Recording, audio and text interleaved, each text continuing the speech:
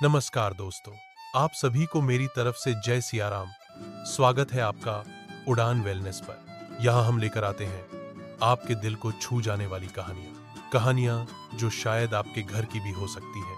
आज की कहानी भी एक माँ के लिखे 2 कागजों की है, सिर्फ 2 चिट्ठियां, लेकिन इन 2 चिट्ठियों ने एक पूरे घर का हाल बदल दिया। क्या आप भी अपनी माँ के दिल के राज समझ पाए हैं?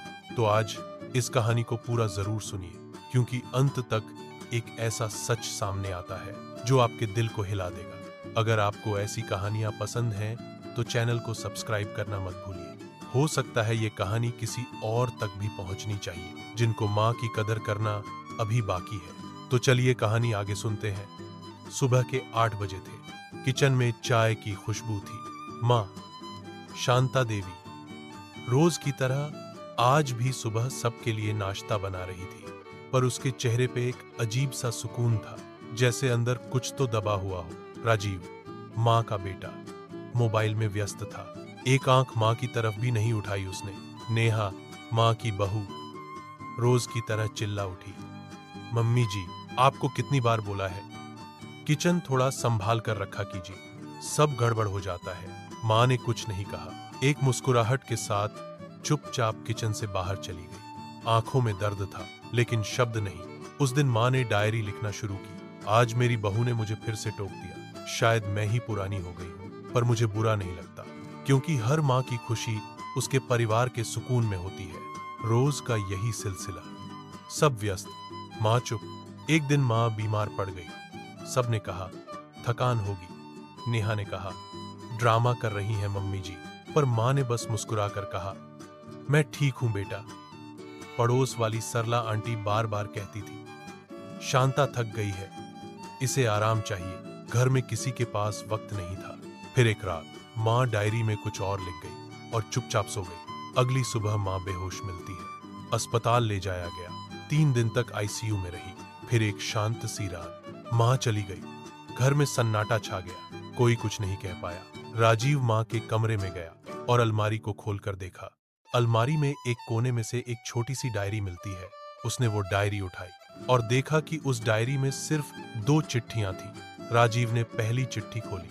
माँ ने नेहा के लिए लिखी थी, नेहा, तू मुझे समझ नहीं पाई, लेकिन मैं तुझे कभी दोषी नहीं मानूंगी। हर माँ अपने बच्चों की खुशी में ही जीती है। बस एक बार मुझे माँ कहकर बुला लेना, मैं जीवन भर इसी इंतजार में थी। राजीव डायरी पढ़ता है और माँ की फोटो के सामने झुक गया। उसकी आंखों से आंसू रुक ही नहीं रहे थे। दूसरी चिट्ठी राजीव के लिए थी। अरहस, बेटा, तुझे याद है, तू छोटा था तो रात को डर के मारे रो पड़ता था। मैं तेरे पास आ जाती थी। आज मैं चली गई हूँ, लेकिन डरना मत दे, मैं हर जगह हूँ।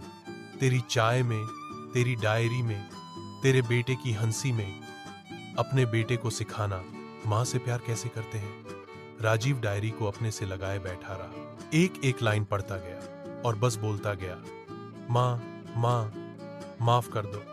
पड़ोस वाली सरला आंटी ने कहा, शांता ने कभी किसी से कुछ नहीं कहा, बस सब कुछ सहकर भी सबके लिए दुआ करती रही। शांता देवी चली गई, लेकिन उसकी 2 चिट्ठियां एक घर का सच बन गई। नेहा माँ की फोटो के पास बैठकर बोली, माँ, मुझे माफ कर दीजिए। मैं आपके लिए एक अच्छी बहू नहीं बन पाई, लेकिन एक अच्छी माँ जरूर बनूंगी, जैसे आप थीं।